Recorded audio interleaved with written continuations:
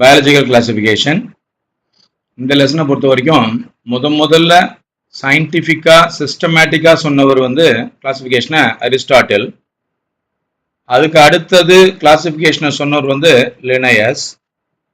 அந்த லினயஸ்க்கு அடுத்தது சொன்னவர் வந்து விட்டேக்கர். விட்டேக்கர் மேக்சிமம் இந்த 5 விஷயங்களை வச்சு கிளாசிஃபிகேஷன் பண்ணாரு. Cell body, cell structure, and then nutrition, body organization, reproduction, phylogenetic relationship. இதெல்லாம் அவர் கொஞ்சம் ஃபாலோ பண்ணி கொடுத்தாரு. அவர் கிளாசிஃபிகேஷன் பண்ண டைம்லலாம் செல் வாலை மேக்சிமம் யூஸ் பண்ணி தான் கிளாசிஃபிகேஷனை அப்ளை பண்ணியிருந்தாங்க.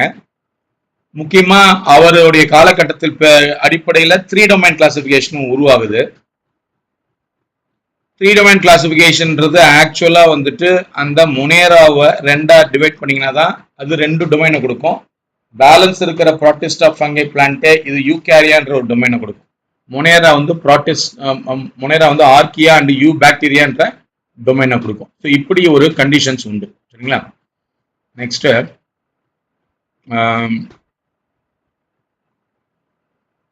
மொனேரா, that is otherwise called what? Prokaryotes, otherwise called bacteria. அந்த பாக்டீரியாவிலேயே வந்து நம்ம வந்து 3 விதமான பாக்டீரியா சொல்லலாம்.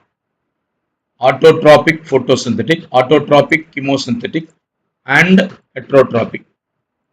யூஸ்வலா தன்னுடைய growth, அதோடைய செல் டிவிஷன்லாம் ஃபிஷன், அதோடைய பாடி வந்து நெக்ஸ்ட் ஜெனரேஷன் எப்படி உருவாக்கும் அப்படின்னா fission or spore formation.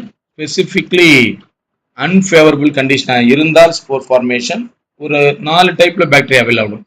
காக்காய், bacilli, vibrio and spirilla. Photosynthetic bacteria and chemosynthetic பாக்டீரியான்றது தன்னோட ஃபுட்டை தானே சிந்தசைஸ் பண்ணிக்க முடியும்.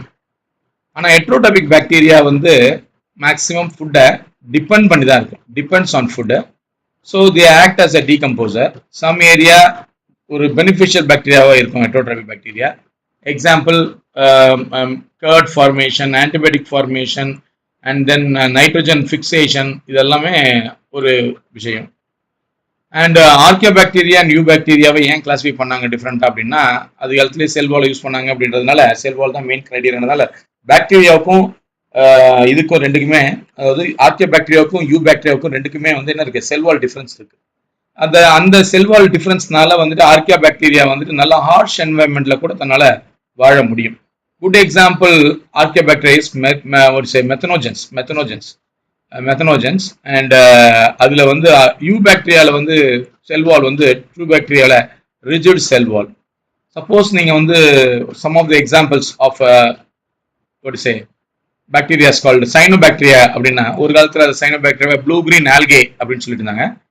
இது வந்து தன்னுடைய உடம்புல போட்டோசிந்தசிஸும் பண்ண முடியும், அதே மாதிரி it can also fix the nitrogen. So both conditions are there.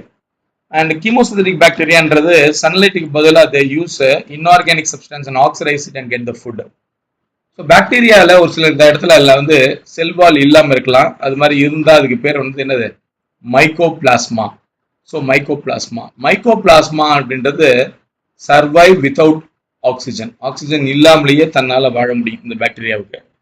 So இது ஒரு பேத்தோஜெனிக் பாக்டீரியா அண்ட் இருக்கிறதுலே ஸ்மாலஸ்ட் லிவிங் செல்லுன்னு எடுத்துக்கலாம்.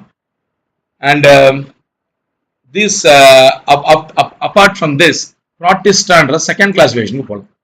அது எல்லாமே பாக்டீரியா மாதிரி ஒரு சிங்கிள் செல் தான். ஆனால் என்ன ஒரு முக்கியமான ப்ராப்பர்ட்டினா நியூக்ளியஸ் இருக்காங்க உள்ள. ஸோ இதில் வந்து செல் ஃபியூஷன், ஜைகோட் ஃபார்மேஷன், இது மாதிரிலாம் வந்துட்டு இது வந்து ரீப்ரொடக்ஷனுக்கு பாசிபிலிட்டிஸ் இருக்கு. Some of the examples of the protista are chrysophytes. யாருங்க சார் இந்த chrysophytes? They are photosynthetic. And பார்க்கறதுக்கு அந்த கிரைசோஃபைட்ஸ் எப்படி இருக்கும் அப்படின்னா, ஒரு சோப் பாக்ஸ் மாதிரி இருக்கும் பார்க்கறதுக்கு.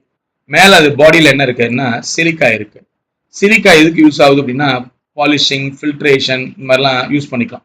சப்போஸ் இது என்னன்னா அந்த கிரைசோஃபைட்ஸில் முக்கியமான எக்ஸாம்பிள் வந்து டயட்டம்ஸ். அது என்னன்னா மண்ணில் படிஞ்சிடும், படிஞ்ச பிறகு அது யூஸ் ஆகுது. எதுக்கு யூஸ் ஆகுது அப்படின்னு சொன்னால் பாலிஷிங்க்கும் ஃபில்ட்ரேஷனுக்கும் யூஸ் பண்ணிக்கலாம்.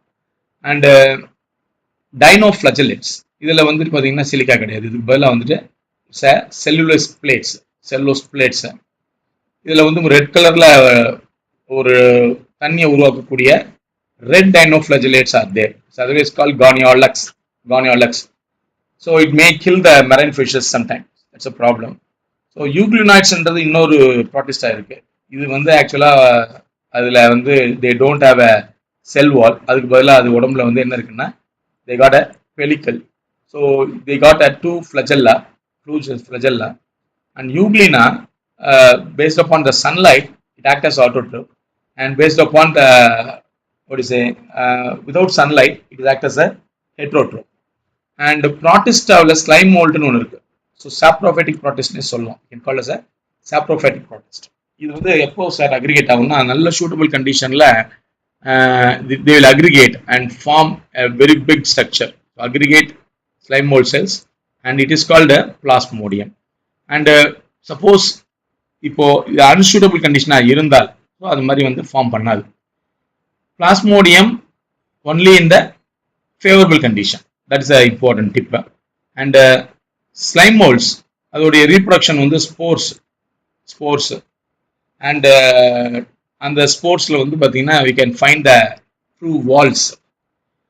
Protozoans, some protozoans, most probably all, not all protozoans are heterotrophs. So எந்த protozoan heterotrophs நான் ஃபுட்டு தண்ணி சிந்தசிஸ் பண்ணிக்க முடியாது அப்படின்னு பார்த்தா குட் எக்ஸாம்பிள் இஸ் ஆக்சுவலி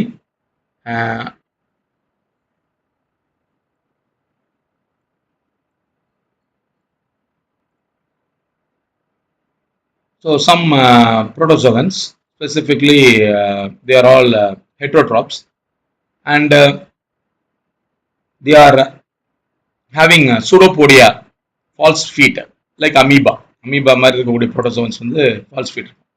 ஒரு சில ஆர்கனிசத்தில் ஸ்லிப்பர் அனிமாலிக்கல் மாதிரி இருக்கிறதுல பாராமிசம்ல ஃப்ளஜெல்லா இருக்கும், சீலியா அண்ட் ட்ரைபனோசோமாவில் you can find it is actually type like that, like flagella and flagellated protozoans. When we come to the point of sporozoans, maybe spore-like stage infectious organisms like plasmodium. So ciliated good example is actually paramecium.